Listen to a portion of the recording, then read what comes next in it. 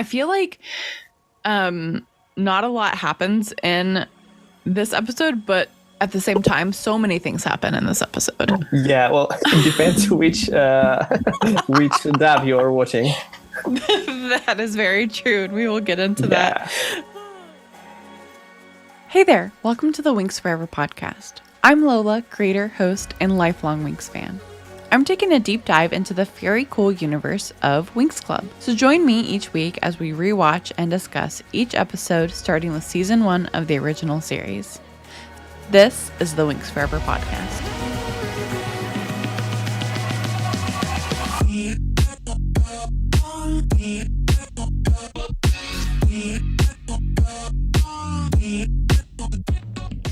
Hello, fairy friends. Welcome back to another season 1 rewatch episode of the Winx Forever podcast. My name is Lola Valentine, and I am your host. If you are new here, this season we are taking a deep dive into the first season of the Winx Club series and comparing the 2 original English dubs, the Canadian Cinelume or Ray English dub as it is known in the fandom, with the American English dub by the 4Kids Entertainment Group. And joining me to dissect yet another Winx Club Season 1 episode, welcome back friend of the show, Cuba016. Jake, thanks for always coming onto the show.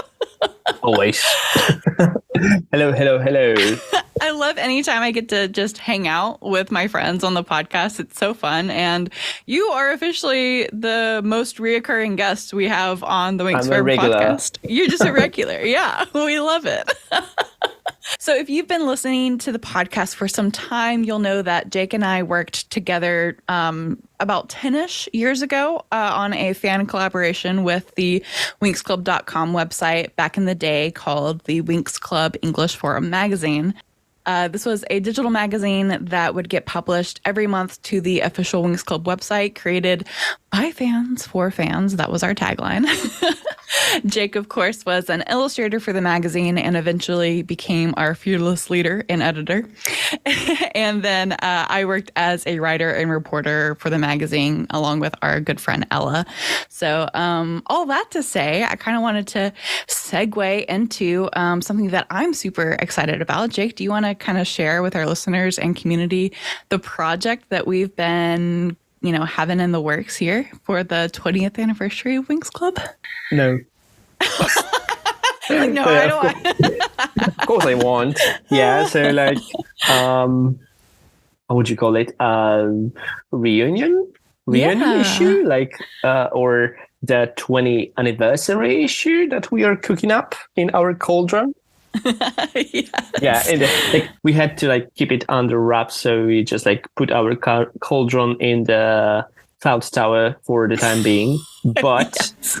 There is gonna be a special reunion issue for the Winx English Forum magazine. Yeah, we are super excited. That's it. We are super excited about the project, and it's gonna be huge. We plan it huge.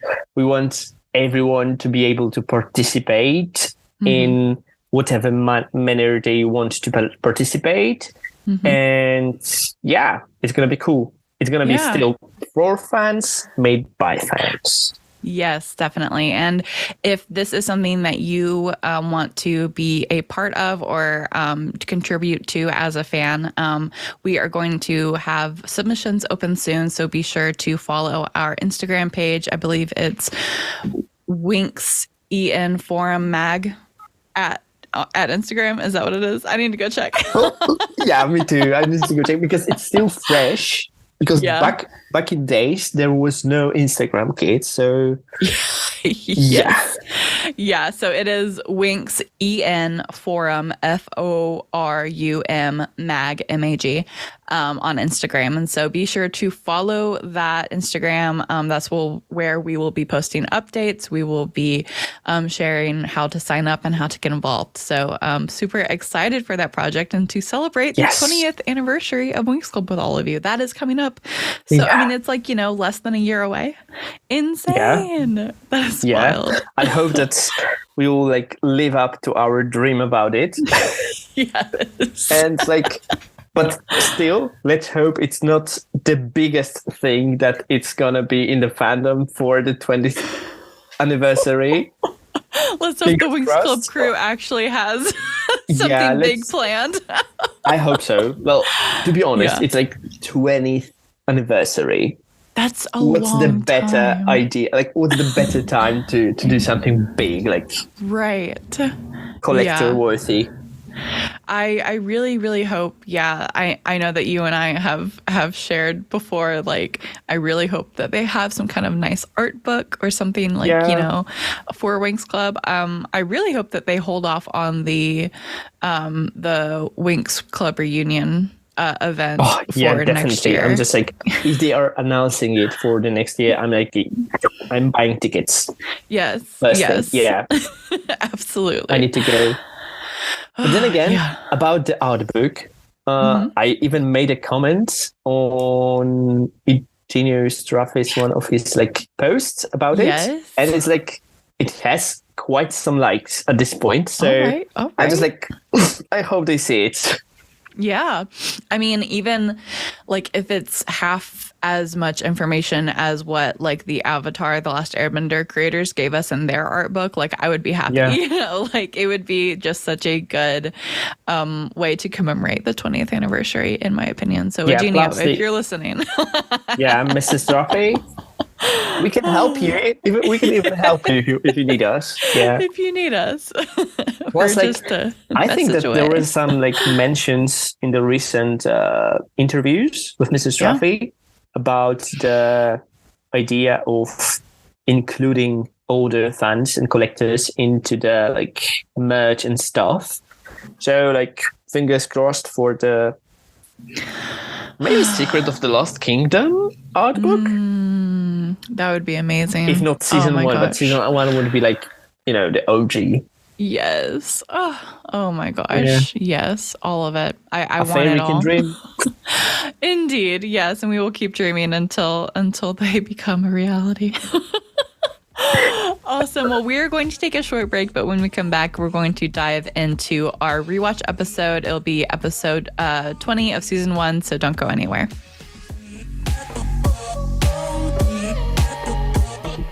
Hey, fairy friends. Lola Valentine here. In case you missed it, this year, the Winx Forever podcast launched our very own Discord community. Discord has been a great place to connect with so many wonderful Winxers from around the world to talk about our favorite fairies. I wanted to try and recreate the magic of the original Winx Club online English forums from the old WinxClub.com website. So we've got forums where you can post your own topics and respond to others' posts in every Winx topic imaginable. Click the invite link in the description below to join the Winx Forever Podcast Discord community. And remember, the magic's in you.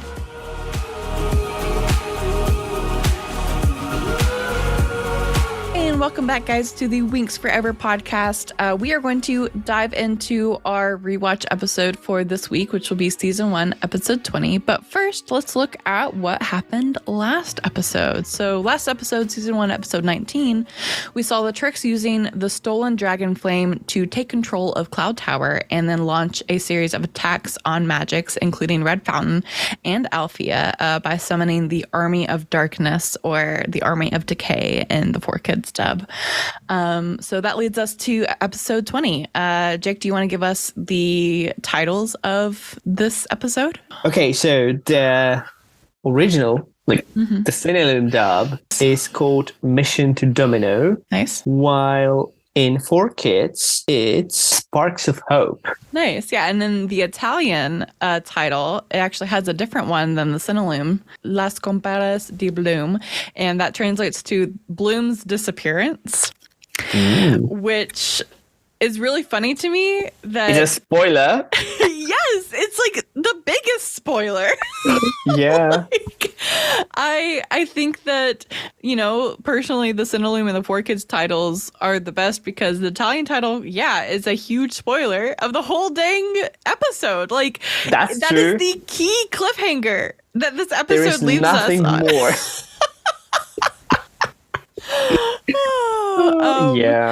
Yeah, that's so funny. I'm glad that the Cinelume dub even at least knew better not to spoil the whole episode with the title. Yeah, that would be the worst.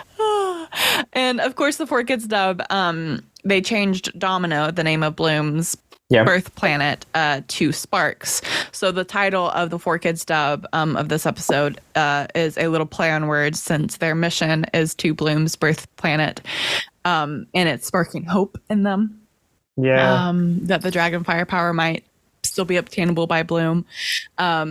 By traveling to Sparks. So yeah, that's just something fun that we see a lot with the 4Kids dub, in these little subtle play on words or pop culture references that they use throughout the dub.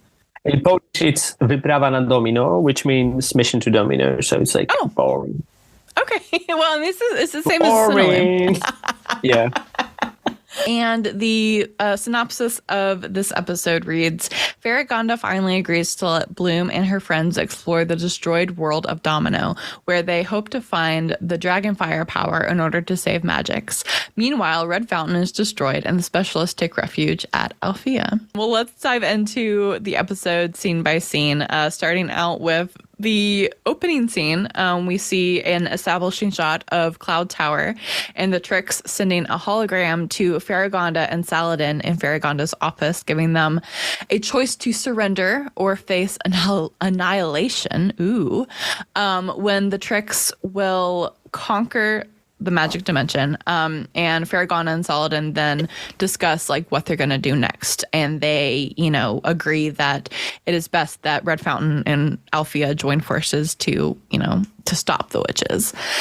In the 4Kids dub, I loved Icy's demands. Too. Yeah. I was waiting for that. Yeah. Yes. So for those of you that may not have seen the 4Kids dub, the first order that she says, like, in order for them to surrender, the first term was that they have to lay down their defenses and surrender. The second is they have to stand in front of their schools and say, Icy rules, Icy's the greatest. Yeah, it's like the higher level of humiliation. Oh, yeah, absolutely. And then the third term, of course, would be that they demand Faragonda and Saladin and their school's allegiance to the Tricks. I really appreciate this approach to the demands. It feels like the writers of the 4Kids dub kept in mind that Icy is still a teenager, like a high school teenager. I mean, she's a senior, sure, but there's still that like smidge of like immaturity, in her, and it's really like refreshing to see. That's true. To be honest, like when I was like rewatching yet another episode in all the dubs, I came to the conclusion that the agreement between Rainbow and 4Kids had to be something else, because like if you compare it to all of the other dubs, which are like sourced from the Cinelum dub, they're like dot to dot. There is no like local folklore or local like pop culture anything. They're just like following blindly every line, to be honest. Yeah. Or lack of lines in this episode. But and with the 4Kids, it's like a more lively version, more like revised and improved. Yeah. And I think that the improvements that they made with the dialogue not only speaks to their American audience, but now like it just feels like it gave it a better shelf life as well. Like all these years later, like looking at the Cinelum versus the 4Kids dub, like it feels like the 4Kids dub, while there are some like dated references for sure, like things that didn't, it still feels like something that was made at least in this decade. Oh yeah, that's true. In this in this era. So like it doesn't feel outdated as much as maybe the Cinelum does to me. But again, I didn't grow up with a Cinelum dub, so it doesn't. I don't have a emotional or sentimental attachment to it like a lot of people do. Yeah. So I do recognize that at least too. Well, to be honest, as we established like many times, I'm used to the English or Italian or even Polish dub, which are like all the same. Yeah. And they are like, back then I was like super into it, and I was like, yeah, it's like super clever and everything matches. And now when I have the like comparison to the 4Kids, it's like, yeah, something's not right. Something is like a bit like crickets. Yeah. And also in the 4Kids dub, Saladin, instead of telling like Faragonda, you know, that like we need to join forces or whatever, he tells Faragonda that he's going to try to lure the Tricks to attack Red Fountain first to buy them some time to get Bloom to Domino or Sparks, in order to like have enough time for their mission.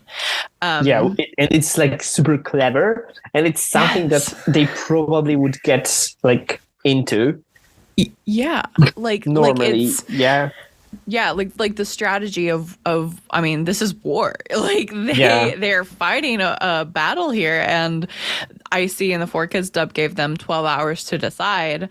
Well, that gives them enough time to get Bloom to Domino, have, you know, like after that 12 hours, like they're gonna attack. And you know, like Saladin is going to try to get them to attack Red Fountain first, and that, I mean, I think that's just a great strategy. Like on their part. It looks like in the 4Kids dub they are like actually having a strategy for that. They're like thinking ahead, and Faragonda and Saladin are like using their experience from the time of Company of Light. Yes. Finally. We don't know about the Company of Light yet. That's a spoiler. Right, yes. But yeah, you know what I mean. It's like they are fully fleshed, like past warriors that know what to do in such situation. Absolutely. And they are like showing it to us, not like in the cinema dub. Where we just kind of have to like assume or like make assumptions about that ourselves. Yeah, We're actually told that's also like one of the things I took from the differences, that in the cinema dub we need to come to conclusions, think more on our and own. Put the puzzles by our own, while they could be like easily at least hinted to us if they used the silent scenes more to explain us like things. So at Cloud Tower, Darcy is on a terrace with her army of little slimy, disgusting creatures, treating them like precious little pets. When Nut is watching, and he does not like what is happening with the Tricks at this point, and he actually is deciding to go refugee. Yeah, to basically become a refugee to side with Faragonda and Saladin, and he decides to take Pepe, little precious duck Pepe, and leave Cloud Tower. In the 4Kids dub, Darcy is using like baby talk to talk to these like little gross worm creatures. And when Nut decides he shouldn't be a part of the Tricks like gang anymore, he says that they want to take over everything, even the ogre realm. My mother lives in the ogre realm. Which I thought was so funny because that was so cute. Like imagine Knut and his parents. You know what? What? That might be where Pepe the duck ended up. With Nut's mom? Yeah, I believe that's my headcanon from now on. Like the Pepe the duck was sent to the ogre realm because we haven't seen it for a while now. Oh my goodness. Honestly though, and like I think that it's a very like it shows a very like different side of Nut that we've seen. We know that he's kind of like aloof and like not really like competent, but like that does show like the his like sentiment and like what he actually cares about. Yeah, he's a cinnamon roll. Yes, he's a little cinnamon roll.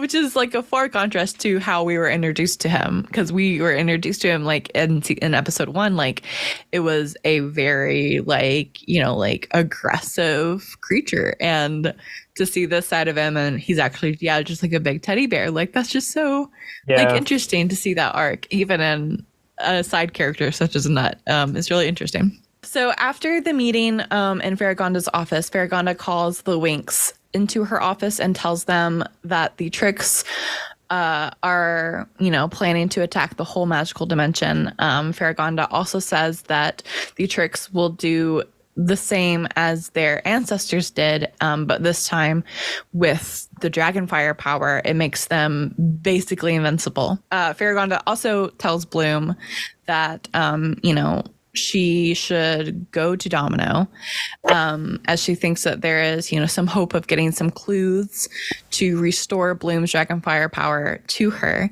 And of course, Bloom's gang, Musa, Flora, Techna, and Stella all agreed to go with her. And Bloom is like very emotional about it. Yeah, very overwhelmed with emotion of the support, because who is, for one, like she's probably emotional because like the fate of the universe hangs in the balance of her regaining her power, a power that like 2 episodes ago she didn't even want. So it's really, really like you don't know what you have until it's gone sort of situation. Yeah. And her friends saying that they're going to also risk their lives to come with her on this journey where she's, doesn't have any powers right now. Like it is emotional and I have goosebumps. Like it's super emotional for her. It's like a pivot point for her. Mm-hmm. Of some kind. Like she's going to home. Like she's going home for the first time in her life. Yeah. And she doesn't know how it looks like, what it's like, and it's just a piece of like ice at the moment. Yes, basically just a floating piece of ice. Popsicle.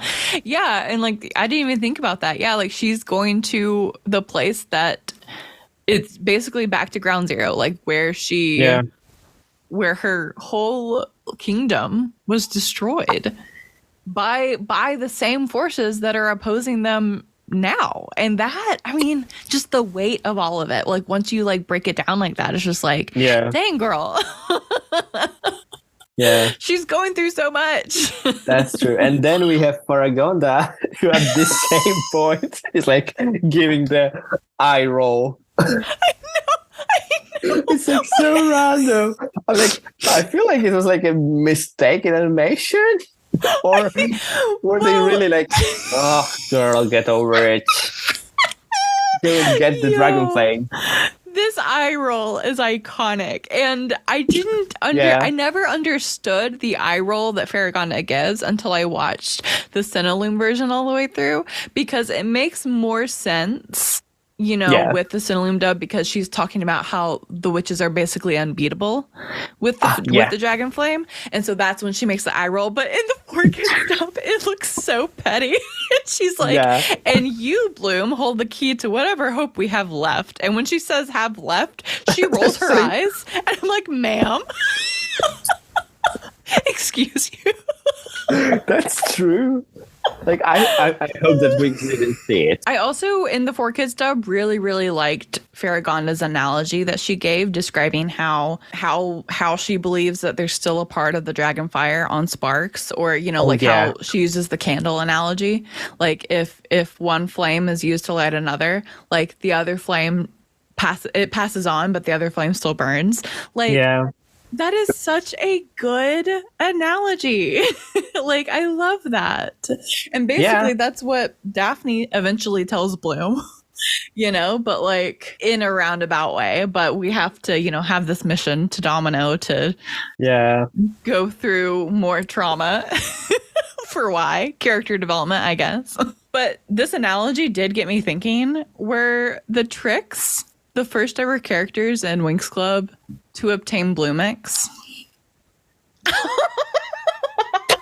Actually, it makes sense. Yes. Because like Bloom shared involuntarily, but still she shared her magic flame, like her dragon flame with them.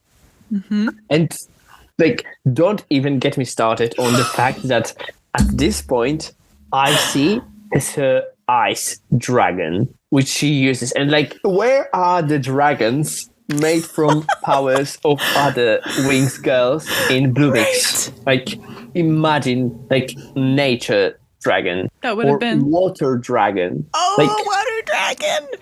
Oh, yeah. Yeah, it was all right there in season 1. Could have had it. Could have had it. Yeah.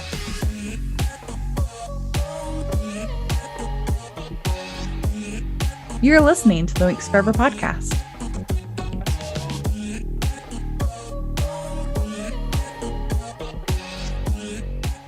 That night, the girls are in the simulation room with Professor Palladium preparing the simulator to actually teleport them to Domino.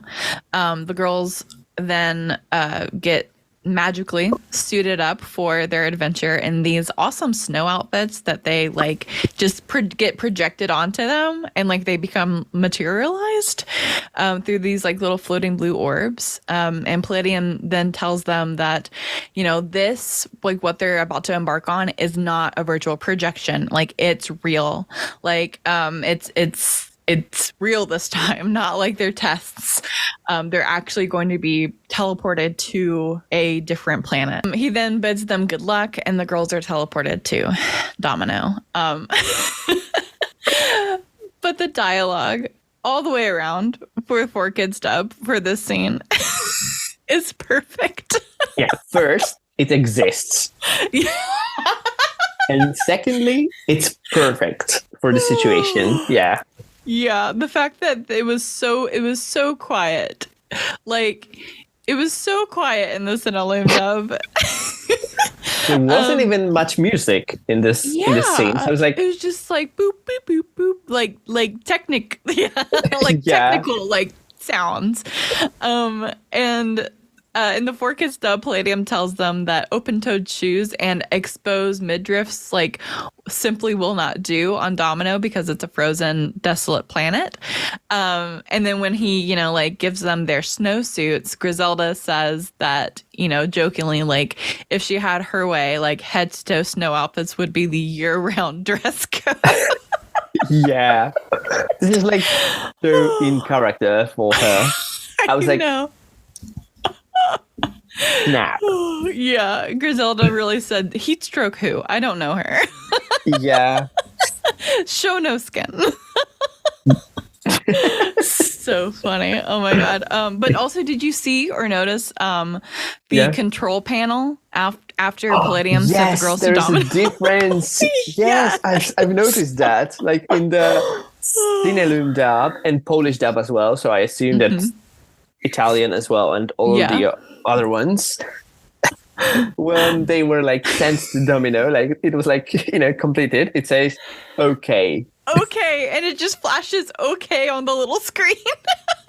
Yeah, and once they were like, you know, injured or something, it would be like not okay, not okay, not okay. Yes.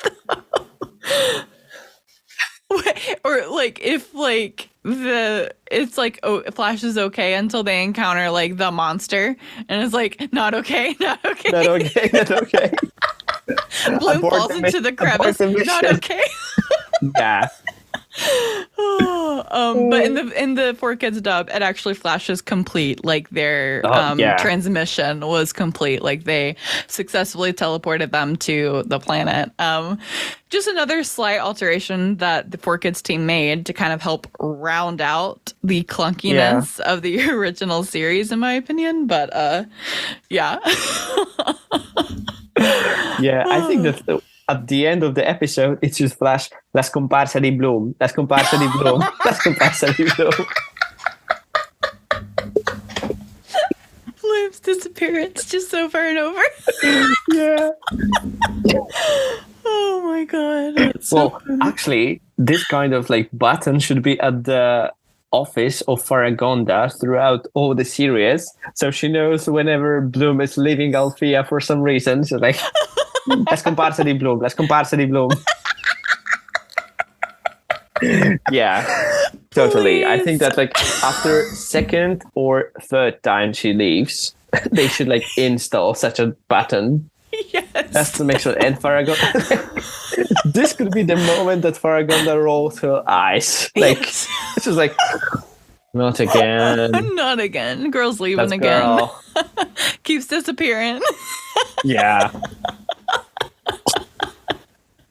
Oh, I love that. And like, imagine she was like, okay, we need to send Winx to a mission. Like, there's like super important mission. Where are the Winx? Where are the Winx? Okay. Okay, Bloom is not with us. We need to wait. we have to wait until she gets her senses about her again, and then she'll come back eventually, stop feeling sorry for herself, and you move on. Oh, Bloom. Oh my god. So back on Domino. Back on Domino, because like in this episode there is no much action, so we have to like digress to make it interesting for you. Oh, that's so true. Yeah, not a lot. Like, I feel like the last like episodes in season 1, like not a lot happens, but like a bunch of stuff happens at the same time. Like, it's weird. Yeah. It's this weird, like, and it, like you said, depending on which dub you watch, like not a lot. The difference is big. If you watch only the Cinelum dub, you have like not much of dialogue. But if you watch the 4Kids dub, there's like so much more dialogue and so much more sense into it. Yeah. But then again, it's like I felt like I was watching 2 different stories, to be honest. Like with the Cinelum, it was like, or maybe not 2 different stories, but 2 different paces of story. Yeah. Because like in Cinelum, it was like kind of boring. There were like 2 timelines at the same time, because we had like action in Red Fountain and then on the Domino, but it was like not much going on. And if you watch the 4Kids dub, it's like both of them are like super packed. Yeah. It's interesting to see. Like, because like you were saying, like it feels like this episode there's all the action at Red Fountain. And then it's just like, it's kind of like whiplash, because like there's like, because Domino is so quiet. And maybe that's one of the like appeals about this episode is these stark contrasts to the scenes of like action at Red Fountain. And then just like the stark contrast to the nothingness that is Domino. I think that could be, I'm trying to find some like, good things about the Cinelum. No, it's like, I think that in Cinelum, it's more about that it takes like role of filler episodes a bit, like maybe to just like, do not make it too dynamic, because like previous episode was like quite dynamic. And the next one is also like fully packed with action. So that they want to like, make it more bearable. Yeah. Could be.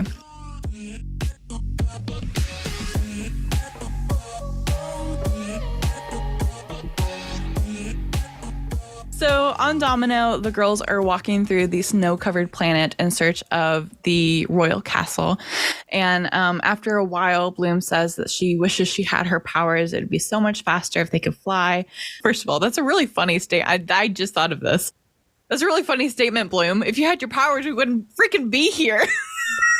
Yeah. Bloom, no shit. Like... Yeah. I wish I had my powers. This is taking forever. Like, girl, we wouldn't even be here if you didn't.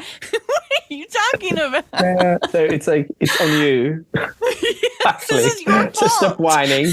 I know. Maybe you want to like go back to Gardenia. I know. Jeez, if you didn't freaking run away, we would be in this mess. Oh my god. So it all like comes down to Bloom leaving Althea for the first time. Like, if it didn't happen, she would still have her dragon flame, and all magics wouldn't be in danger. So you would think then if all of this happened because she freaking left, that she would never do it again. Well, but then she continues to do it. Well, it took us around like 15 years to come to that conclusion, so don't expect her to come to it like in one season. So that's true. So while Bloom's like, I wish I had my powers, me. Like, Tekna, as being a good friend, reassures her, that like it's not going to be long before they reach their destination. And then Tekna is like the coolest because she has a little map that she uses. She's used this map like all throughout the season so far, but she has literally created a map in her body, in her hand, in her magic, that lays out the points on sparks on Domino where they are, and like points, you know, to like this flat area that she's detected that she believes could be like Bloom's castle. You know, and Bloom's like, "Oh, Techno, you're great." Da-da-da. Like, we know Techno's great, Bloom. We've been known. Where have you been? Where have In you Gardenia? been? Yes. Yes, she has. Yeah. Oh, to be honest, God. I was like, I didn't cut it from 4Kids episode, but then I've seen it in the Cinelume. Is there a scene of Bloom hugging Tekna for that in the 4Kids episode? Because like in Cinelume, there is. She's like, "You're the best," and she's like hugging her, like super, super, like, you know, friendly and stuff. And I'm not sure if that was in the 4Kids. No, I think that you're right. I think they cut it to have time for like advertising. Oh, you're right. Okay, yeah. So in the 4Kids dub, yeah, they did cut that. They cut out that whole like Bloom feeling sorry for herself, her like saying the game to have my powers stuff. And then they cut like probably the only scene where Bloom and Tekna are interacting with each other, like hugging each other. The whole series. Oh. They cut it. Wait, no, because in season 3, when Bloom and Skye find Tekna in the Omega, in the Omega dimension, yeah. Are they hugging there? I believe so. You thought that your friend just died and you find her, you would hug her, right? I would, but I'm not Bloom. So like, what are the chances? No, but in the 4Kids dub of season 1, episode 20, they get to Domino and they're like, "Wow, what a desolate place." And then Stella goes, "Eternal winters will do that to a planet." Like, she's so funny, and like, you know, she just has these fun little like quips that are just great, these little one-liners. And I also like this dub because like this scene in this dub, because one, it takes out that whiny part of Bloom saying she misses her powers, and two, like it, like, you know, Tekna shows her map and like, you know, her navigating them, but then it cuts back to Stella and she goes, "Oh, well, that's easy. We just need to head towards the indigo moon." Like, Stella is smart and Stella knows what she's talking about. And of course, she knew what the indigo moon on Domino was because part of her powers is sun and moon. And we always forget that. Well, I feel like Rainbow forgets that as well. So we're pardoned. Definitely. Yes, but also the scene in both dubs has just such a different vibe too, of because of the song choices that they have. You know, that's so true. Especially if you watch it like one by one. Yes. It's like super different. Oh yeah, like in the when I was watching the Cinelume dub, and obviously it's the Canadian English dub. And I was like, "What song is this? I've never heard this. This is so weird." I didn't realize it was Chocolate until it like got into it. And I was like, "This because it wasn't in Italian." And I was like, "Oh, it sounded so weird in English." Yeah, well, to be honest, I still remember when I first had Cioliero, or however you like spell it, in Polish. In this episode, I was like, "Oh, this is going to be my favorite Winx song ever." I was like, I still hold on to that because like this is like super emotional and like deep and like But the one in the 4Kids dub is like super cool as well. I really like it.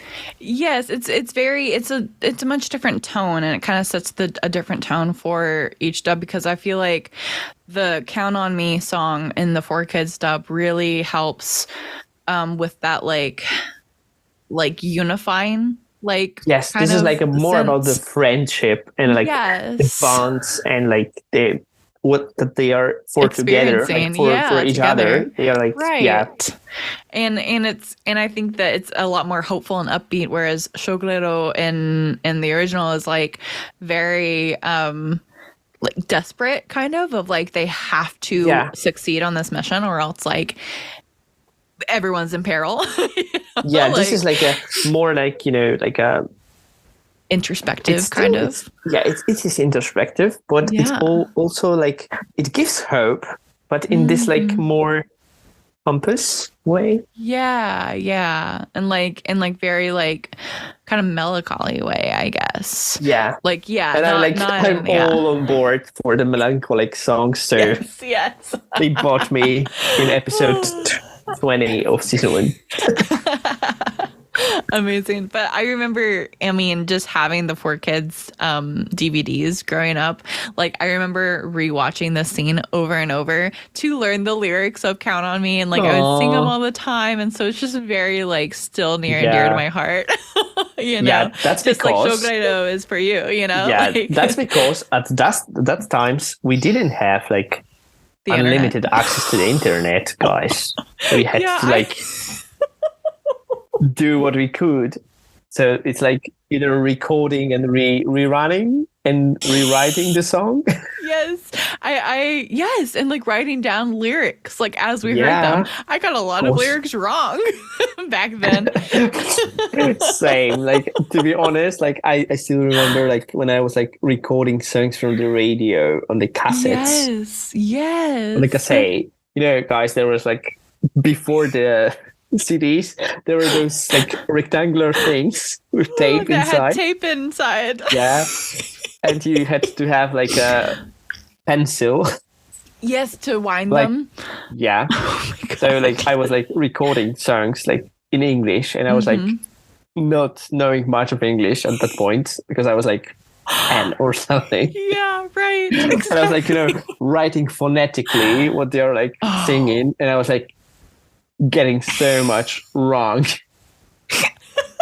To be fair, times. I got a lot wrong too, and English is my first language, so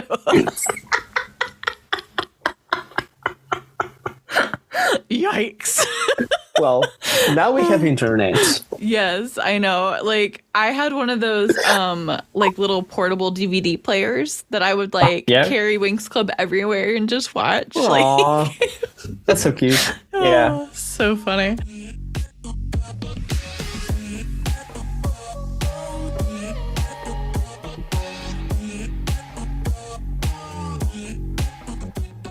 So, aware of their presence on Domino, the Tricks cast a spell and attempt to ward off the Winx. And on Domino, the climate suddenly changes even like colder temperatures, and the winds start blowing faster and stronger, and it obscures their vision as the Winx continue to try to, push forward. Flora makes the comment that Mother Nature isn't happy, and Musa, adds like, yeah, the wind is full of anger. And they continue trying to carry out their mission. Their arms covering their faces, with the low visibility of the wind and stuff. But someone even said that their eyeballs were frozen. We're freezing. Yeah, it was Bloom. She goes, I think my eyes are frozen. Yeah. Elsa who? Yes. And Flora says, just find your warm inner place and keep walking. And Stella goes, you find your warm inner place, Flora. Yeah. I love it. Like the all of that like banter. Stella. Yes, all that banter back and forth is just so it's things like that make the 4Kids so special. Yeah. Oh man. And then later on she will be like, Stella is asking how is the inner place of Flora. She's like, I think it's frozen. Yes. Like it's so good, and it's so just like true. Quippy. Like I love it. It's so nice. Yeah, I think that's one of the things that is lacking in all the other dubs. Like they are like when you are with your friends, you're getting some like snippy answers, and like you're like bantering a lot. Right. And just that's like that kind of like making everything more fluid and more natural.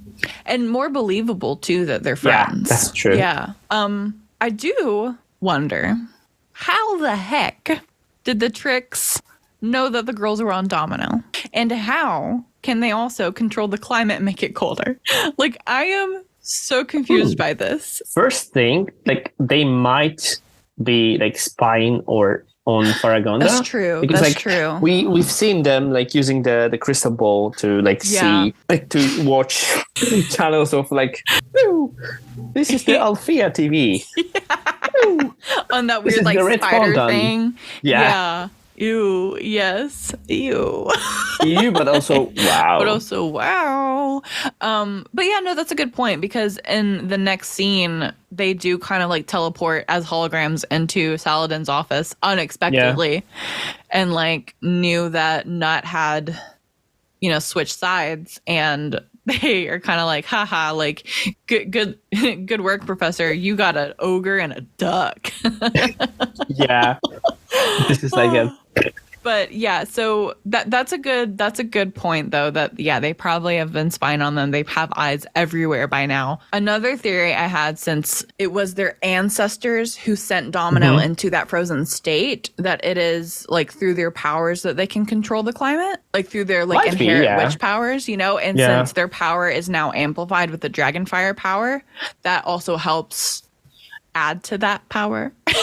Or maybe this is because the Dragon Flame, because the Dragon Flame comes from Domino. Right. So possessing the power, they might be able to, like, you know, control the weather. Like that. Yeah. But also the dialogue for the witch's incantation is so good. Like, I really like the idea of like rhymed spells they are using in 4Kids. Yeah. It makes much more sense, especially for kids. Like, come on, you want the kids to play Winx later on the like playground or somewhere. And they are like, if you give them the idea of rhymes and the spells, they will be like more likely to, like, you know, go and do it. Yeah. Instead of like just like, you know, they are like using their hands just using their powers, and like we get to see them with their hands. Like, what are they doing here? Right. And we have to make those assumptions again with the Cinelume dub, whereas in the 4Kids dub there's no question as to what's happening. They're casting a spell on Domino to make it colder. Like, that's just good storytelling.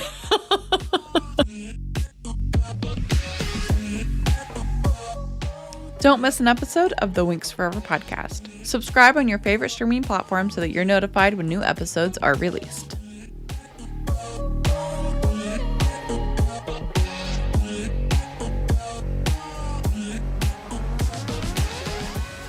Saladin proclaims that the battle has begun, and with the whole school ready, lightning strikes and the sky darkens once more. The clouds start to form into Stormy's head, like shaping it into like Stormy's head. This is the gif of Stormy's head. She's like made her gif on the sky. On the sky. Oh. Well, actually, where is Skye? You're right. Where is he? There's no Skye in this episode. He was in the last episode, and we see Brandon and we see Timmy. I thought that Skye was standing behind Timmy, and while they were all like lined up, but I can't remember. Well, there is some kind of like someone who can be Skye, but it cannot be Skye. Well, like, yeah, but like, I don't know. We don't see him in this episode. There's no Skye. There's no Raven. Oh, yeah, because Riven went bye-bye last episode. Oh, yeah, he went. Yeah, that's true. But Skye? Yeah. Where is he at? They didn't even, like, excuse him. Like, yeah, you know what I mean? Yeah. Nobody said, like, oh, you can go. But Skye is on vacation. Oh, right, like, exactly. Yeah. Or, like, he's probably, if I had to guess, he's probably, like, ending things with Diaspora. But then again, like, he said that he's staying. Yeah. And then the next episode, ooh, no Skye. He's not there. Yeah, that's a good point. Oh my god, yeah, we see literally everybody else. Like, we see like so many different side characters in Red Fountain in this episode, and not Skye. Yeah, that is suspicious. Like, well, to be honest, like, I think that there was something, like, there had to be something that was supposed to happen in this episode that then didn't make it to the final cut. You were so smart. Like, I'm like, yes, I need to, like, if I ever have a chance to speak to Mr. Straffy, I will ask him about it, because like this is like, where is Skye? This should be should be the disappearance of Skye. Skye's that should be the title. Yeah. Come on. Come on, Rai.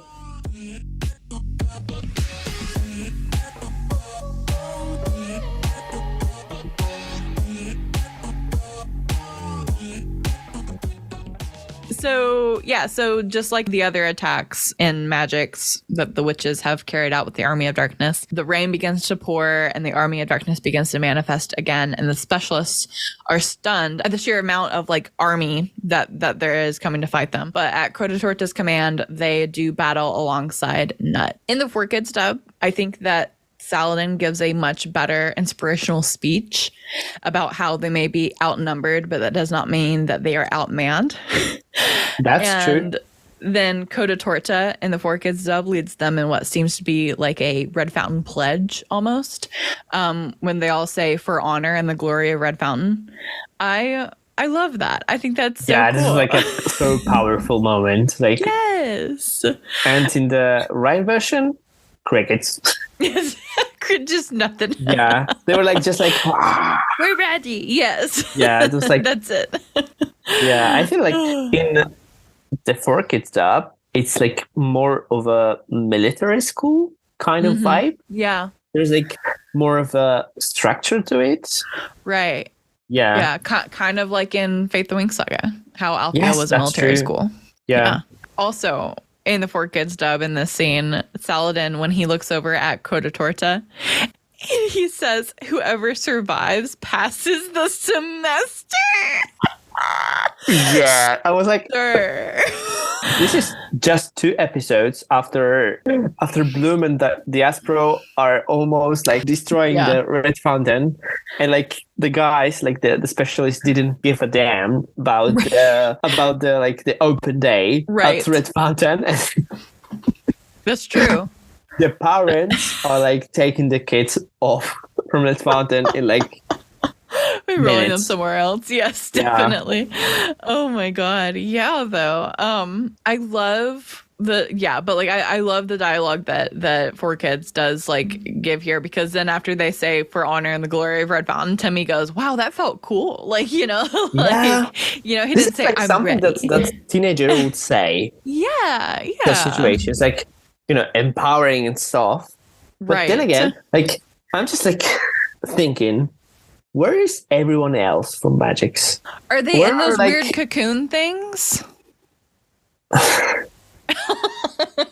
Like, to be honest, like, where is the police or any other Yeah, where are the adults? Gods. Where are the adults? Like, where is the military of Magics? Like, where is everyone? Like, we know, like, they have to be in those cocoon things, right? Like that we see later in the I hope episodes. they are. Yes, because like heck, these are your children.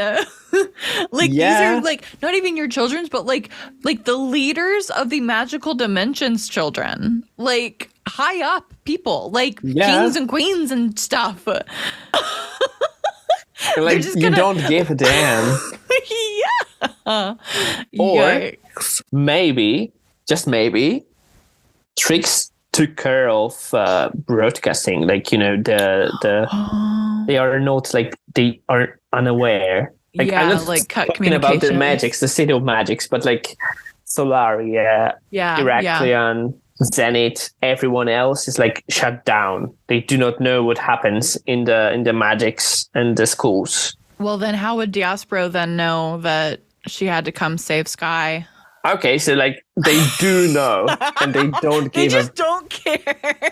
Yeah, which is like even worse. That is pretty bad. Yeah. Plus, I would I would assume that there would be much more teachers included in that. Yeah. But also, maybe it just is happening so fast. Like, maybe this is in the span of like 2 days, Because but still, like, I don't know, the chemistry teachers or like anyone that is at school could like come out and help them. Right. There is just Saladin and Crotatorta, and that's it, actually. Yes. Yeah. But honestly, that's all. This is actually all we see. The same as it is in Fate the Winx Saga, because like we have like 4 teachers at all the school, like, and no one else. And there's Doris also. Oh yes, Doris. The lunch lady Doris. And that's it. That's a very good point. Yeah. Like, yes. Where are all the like teacher buddies? Where are the adults? Oh my goodness. This is like madness. I know. Like we are like making Winx look bad. Like worse. We aren't. We are just pointing out facts. Yeah. We didn't do the show, so.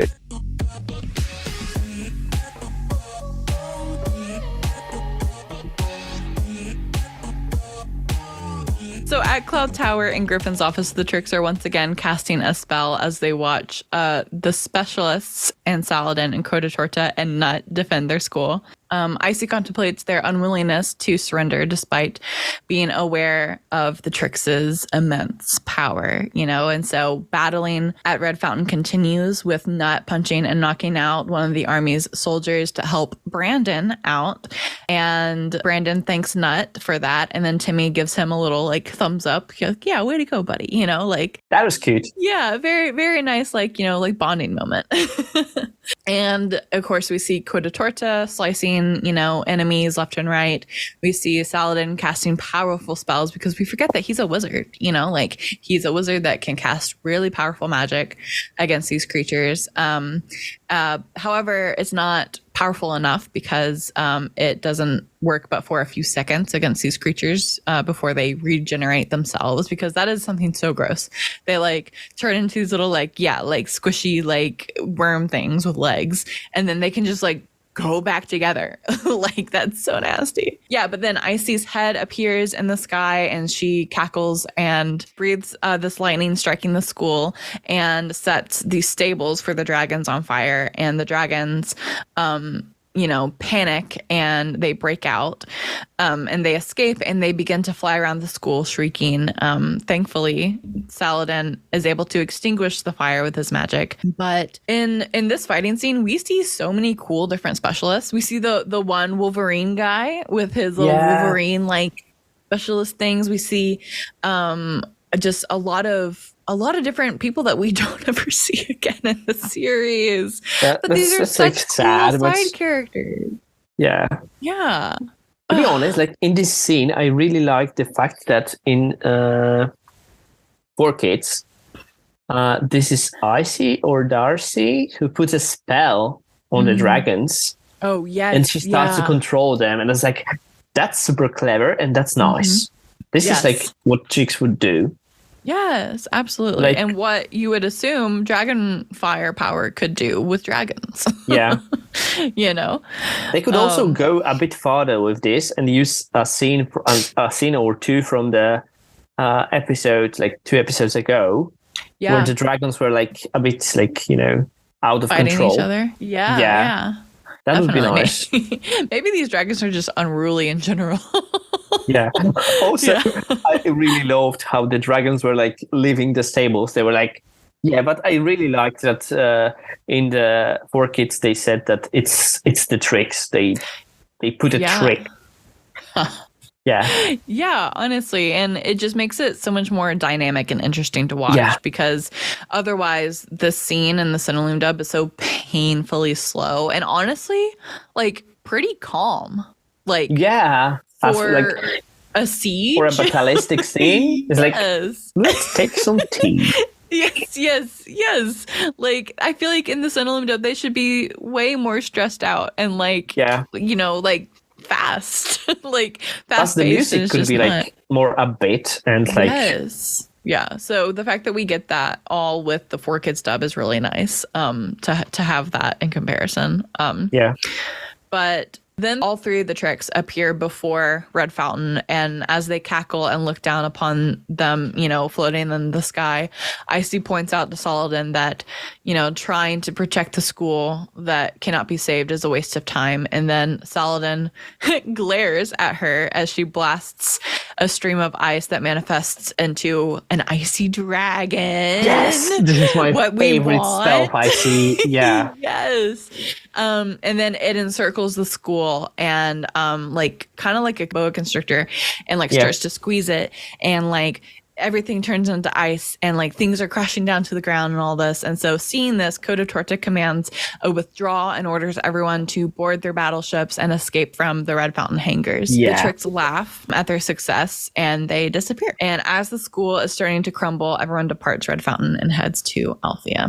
Yeah, this is a very powerful scene. But then again, it's like, if you look closely, like fast, the school is like covered in ice. Yeah. Everything is in ice, and even the iceberg is like chopped off and it's like going down. Yes. But then again, they are still on the courtyard, and there's like they are not frozen at all. Right. Then they are like in school, and they are going into the ships, and they are like flying away from the school that is not even frozen. Like not frozen at all. And I'm like, what is happening? What did they froze then?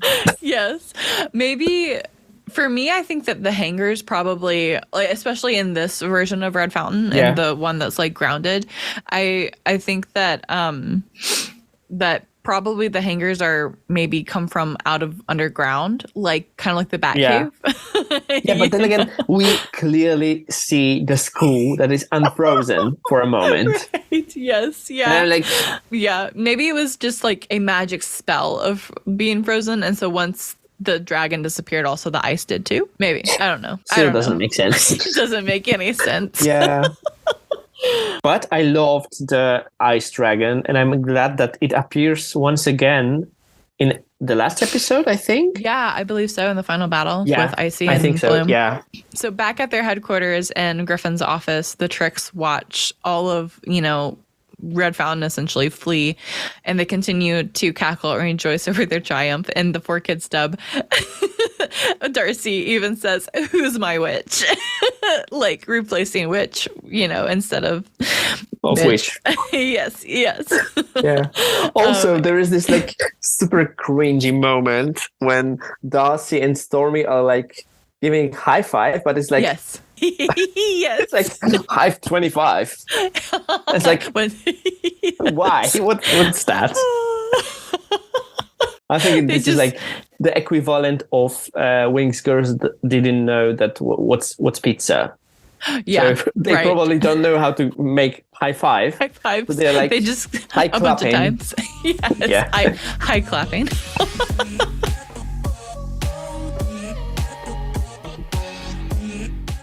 You are listening to the Winx Forever podcast.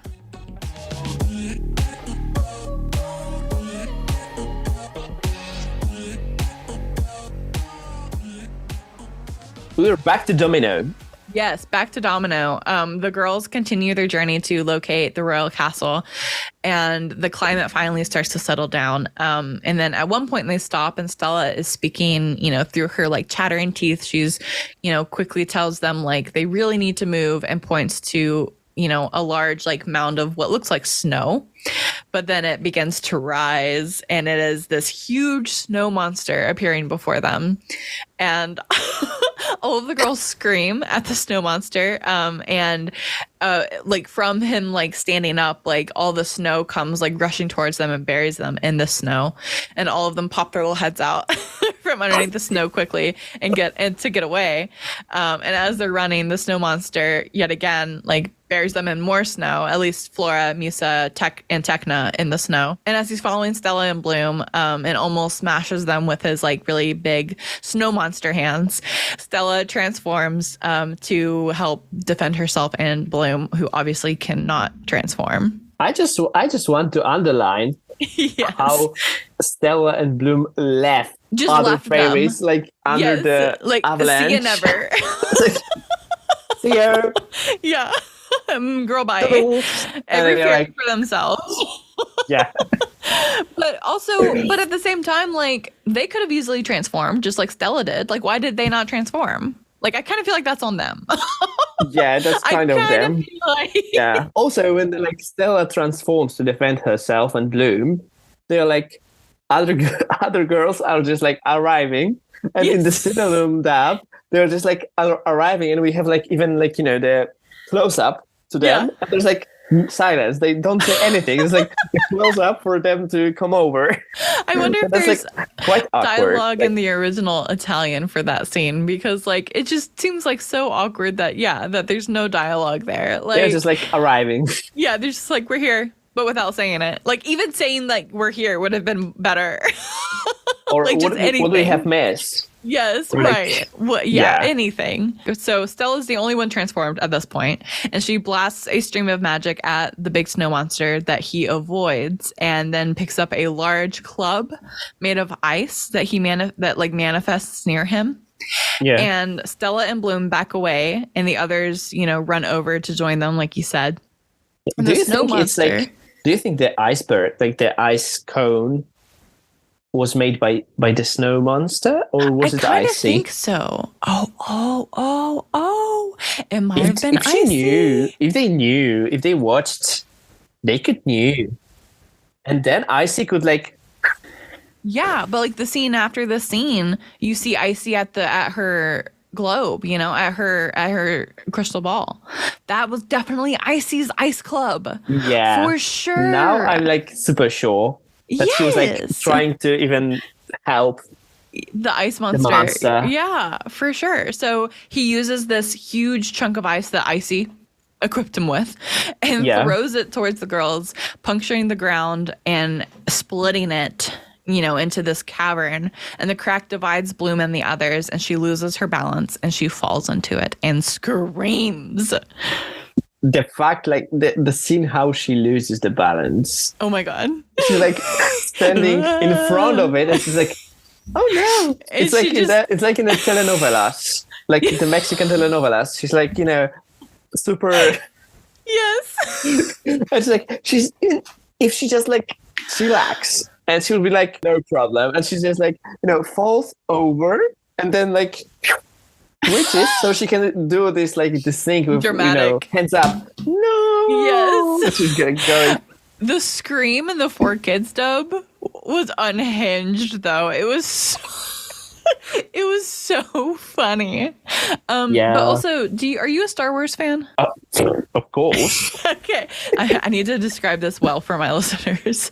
Okay, so Ben Burt, who is an award-winning sound designer, made the famous scream that was originally used in the original 1977 Star Wars film. Burt is even credited with coining the term Wilhelm scream, because this Wilhelm scream is from the charge at Feather River for the character Private Wilhelm. So they reused that Wilhelm scream in Star Wars, and he even makes an appearance in one of the Star Wars films and does that scream intentionally, kind of mimics it. And so I think that this scream that Liza Jacqueline does in this episode of Winx Club for Bloom is like an homage to the Wilhelm scream because it is so campy and funny. Totally. She's like, yes. Yeah. But also, let's add this to the list of times that the girls forgot that they could fly. Or they have magic. Or that they have magic, because literally Stella is transformed. This girl is transformed in front of her, and her best friend falls into a cavern. And her first thought isn't to fly down and get her. Fly down and get her. She could just use some kind of the shield. Right. Just when Bloom was even when she was still on the fence. Yes. And Stella could just push her. Yeah. Yes. Friendship 101. Oh my gosh. Yeah. But I mean, plot line. Yeah. It doesn't fit the plot. Yeah.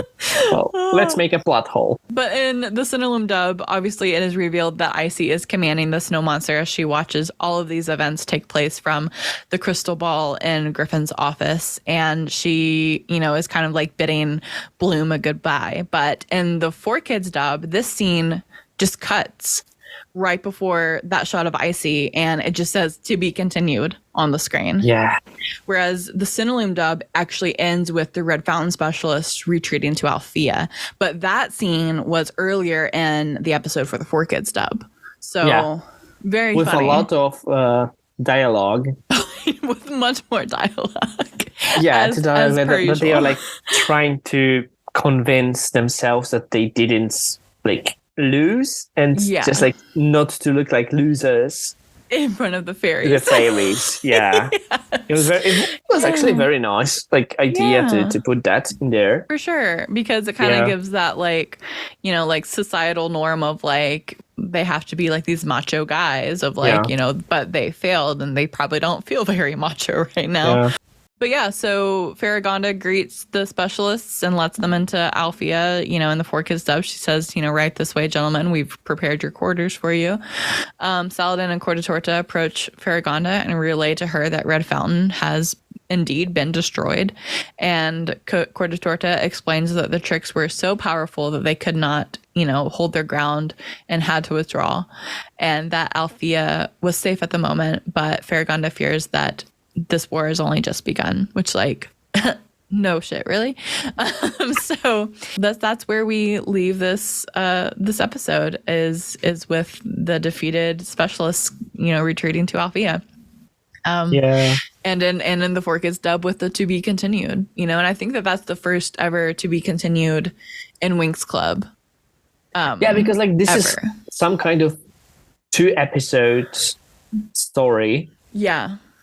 Which was like, could be like, now when I'm thinking about it, it could be distributed more like efficiently if they moved some of the action from episode 21 to episode 20 to make it more interesting. While episode 21st wouldn't be like so packed up. Yes, yeah.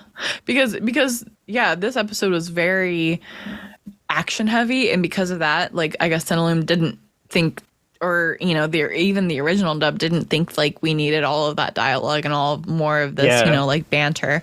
But I think that it does help, like you said, like it helps move it along, like even more so in the 4Kids dub. So plus we still don't know where Skye is. Still nowhere to be found until next episode where he just appears on Domino, which like I have thoughts and feelings about, but that is for a different episode. So some of the major events that happen in this episode, obviously Nut, the ogre, switches sides to help the heroes. The girls travel to Domino and attempts to help regain the dragon flame for Bloom. And Bloom falls into a deep hole. That's it. That's the episode. And Skye's missing. And Skye's missing for reasons unbeknownst to us. And we just discovered that after all these years that he's not there. Yes. Yeah. Which only says a lot about him. And his role in the show. Like, because he's cardboard. Skye? Who's Skye? Skye. He is unseasoned chicken at best. Plus, like, oh, sorry. He appeared in this episode when Knut mistakenly asked, like, by Skye. Yes, when he goes, behind you, Skye. I mean, Brandon. Behind you, Brandon. Yes. This is the only way that Skye appeared in this episode. Like, guys, if you have any idea where Skye was, you can just like comment down below if you are watching it on YouTube. But then also, there's a new feature in Spotify where you can actually send me questions via the Spotify app. So if you guys, that's so cool. So if you have, you know, thoughts or questions or anything, drop them in those comments on give Spotify. Us headcanons and Lola will read the best ones in the next episode.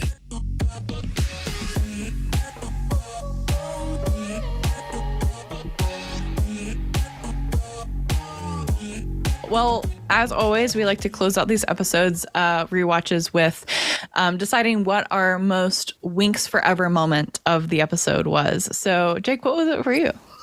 For me, it was Bloom hugging Tekna. After Tekna was helping her out to find out her home. Yeah. Which actually is not in the 4Kids dub. So it's not in both. In 4Kids dub, it would be Knut naming Brandon by Skye. Yes, that's a good one. Or Bloom falling. Oh, the Wilhelm scream. Incredible. What about you? Yeah, I love I'm so glad that you pointed out the Techno hug because as a 4Kids, loyalist, I've never noticed that was cut out until you mentioned it. So, and I love that. But I think that mine is the scene that follows after that, the montage in the 4Kids dub, but also the montage in the Cinnalum dub, because I think that music is just such an emotional connection anyway in the series, and it's such a big part of Winx Club. And these early soundtracks for Winx Club are so nostalgic for so many people. And I think that when I think about Winx Club, like obviously like glittery fairies like come to mind, but like also like the music has such a core impact on me. So yeah, I think those music montages. To be honest, after like seeing those two scenes one to another, like with those different songs, it came to me that I would like to find two playlists. One of the first season of 4Kids dub, and one of the first season of Cinnalum dub, and like listen to first one and then to second one and see what's the difference between the like the mood and like Yeah, I'm sure they exist on YouTube somewhere. Someone's had to have found them somewhere. Yeah. Maybe Stella did. Yeah. I mean, honestly, she's the one to ask because our friend Stella's Winx Club, the walking Winx Club encyclopedia herself. Yeah. Shout out to Stella. Shout out, Stella. Shout out to all of our friends listening as well. Thanks so much for spending your time with us today. Jake, thank you for being on the show again. What are you up to? Any projects that you're working on? Anything that you want our listeners to know? Not at the moment. Like I'm actually taking a bit of a hiatus. Like maybe it's not like I wouldn't call it like this, but I'm like it's like a bit break, and I'm just like taking things a bit slower.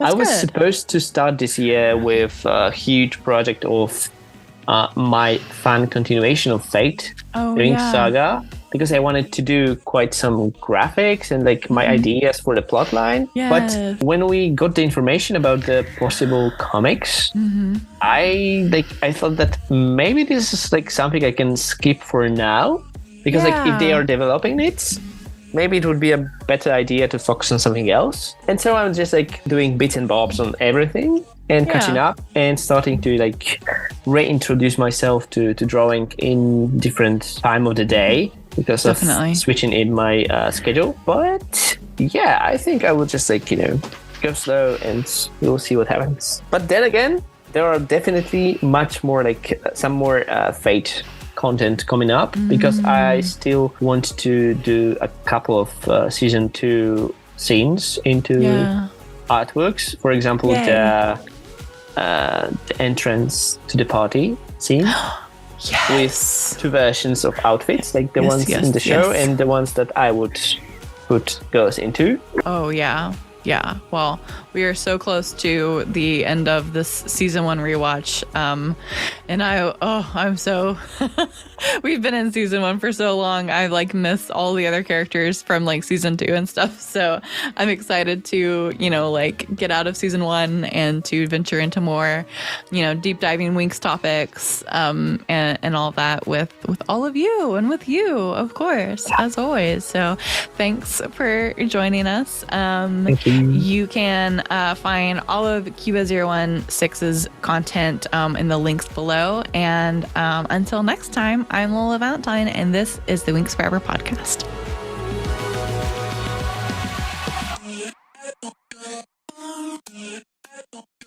Thanks for listening. If you enjoyed this episode of the Winx Forever Podcast, be sure to follow and subscribe on your favorite streaming platform to be notified when new episodes are released. Join in on the conversation when you follow @WinxForeverPodcast on social media. The theme for the Winx Forever Podcast is the song She Makes Magic by Big Wild.